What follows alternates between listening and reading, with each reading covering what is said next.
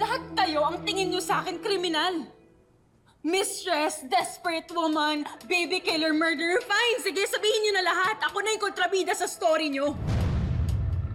Pero sige nga, mas banal ba kayo kaysa sa akin? Ha? Mas malinis ba kayo kaysa sa akin? At least ako, I know who I am. I own who I am. Hindi ako nagtatago sa peking pangalan at mas lalong hindi ako nagpapaawa.